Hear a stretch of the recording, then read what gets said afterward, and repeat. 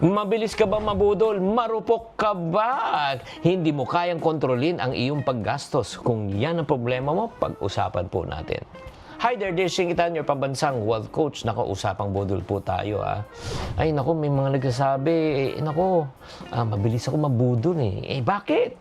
Kasi nga, araw-araw may sale, may notification, may limited offer, may countdown timer. Parang end of the world na.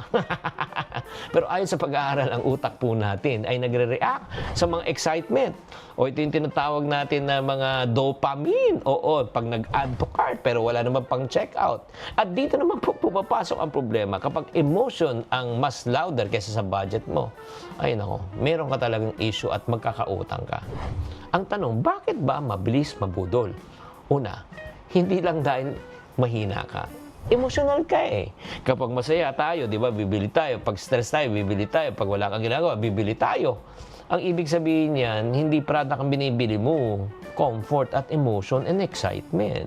Di ba, lalo na pag dumarating na yung mga in-order mo sa online, nag-unboxing ka, ano kaya dito ang dumating sa in-order ko? Pangalawa, ano pong epekto niyo sa bulsa? Siyempre, una, pagka nagbumili ka na wala sa budget, masisira. Pangalawa, hindi mo agad makukuha ang mga tinatawag na financial goals mo. Halimbawa, di ba, gusto mo magkaroon muna ng motor o sasakyan. Siyempre, mapupunta na lang sa malilit na gastusin niya. Kaya nga, alam nyo, ito lang po, para hindi tayo mabudol mga kabudgetarian, una, tip ko po sa inyo, gumawa tayo ng budol countdown timer. O mga 48 hours. Pag ikaw ay nag-add to cart, huwag mo muna i-check out within 48 hours. At kung within 48 hours, i-check, nakita mo pa, sa feeling mo, kailangan mo, may budget ka, o di orderin mo.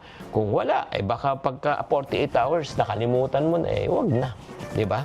Number 2, kung kayo ay mabilis mabudol, tanggalin mo muna natin yung mga apps. Sa ating mga cellphone. Para ika nga mahirapan po tayo. Pag siyempre, bumagal po yung isip mo. Di ba? Siyempre, mainis ka na, hindi ka nabibili agad. Di ba?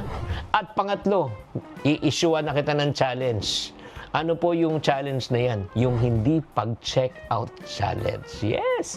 Sa halip na sabihin mo, I deserve this, sabihin mo, ay hindi, kaya ko to na hindi ito bilhin. At pang-apat, wag naman i-deprive ang sarili, mag-set tayo ng monthly budol limit. Literal na budget para sa luho. Pag naubos, tapos na, wala nang dagdagan.